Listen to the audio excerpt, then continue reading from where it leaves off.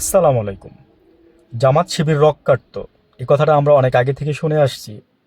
তো কেউ প্রমাণ দিতে পারে না এখন পর্যন্ত। এটা নিয়ে অনেকেই কথা বলছে। আমি আজকে থেকে 6 মাস আগে ফার্স্টে বলছিলাম, তার আগে ভালো করে শুনি নাই কেউ বলতে। তাই বলে বলতেছি না যে আমার কথা শুনে আপনারা বলছেন। আচ্ছা, তো ইদানিং একটা ঘটনা ঘটছে, যে কারণে আমি আবার কথা বলতেছি এই বিষয়টা নিয়ে। সম্ভবত আপনার যশোরের দিকে, সেখানে আপনার এই তো 4-5 দিন আগের ঘটনা। তাকে আপনার একটা, ধরেন আপনার এই মানে আমি নাম নাই নিলাম, বুঝতেই পারতেছেন কারা হবে।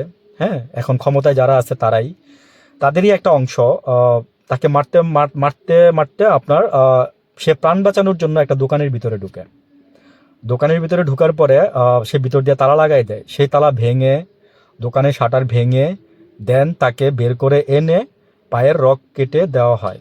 মিডিয়াতে আসে নাই। মিডিয়া কার কাজ হয়ে কাজ করতেছে সেটা তো আপনারা জানেন। মিডিয়া কার হয়ে কাজ করতেছে। আমি বললাম না যে অনেক কিছুই পাবেন না, অনেক কিছুই জানবেন না, যেগুলো মিডিয়াতে আসে না। বাট ব্যক্তি বিশেষে যে নিউজগুলো আসে সেইগুলো আপনারা জানতে পারতেছেন।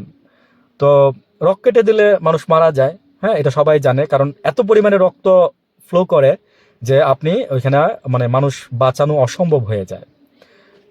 ছাত্রদল করছে। আমি বললাম না যে যেই সরকারের দল ক্ষমতায় আছে তারা করছে। যুবদল না ছাত্রদল, এরকম কিছু একটা হবে আর কি। তো পুলিশ অলরেডি মামলা নিচ্ছে।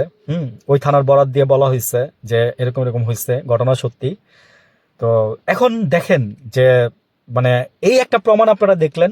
আর হাসিনার আমলে আরে বলি, হ্যাঁ, হাসিনার আমলে প্রায়ই শুনতাম আমরা যে অমুক জঙ্গি হামলা। ওই যে একবার বইমেলা হচ্ছিল, আমার মনে আছে, 2000 কয় সালে যেন, ওই যে আজিজ মার্কেটে কাকে যে খুন করলো রক কেটে।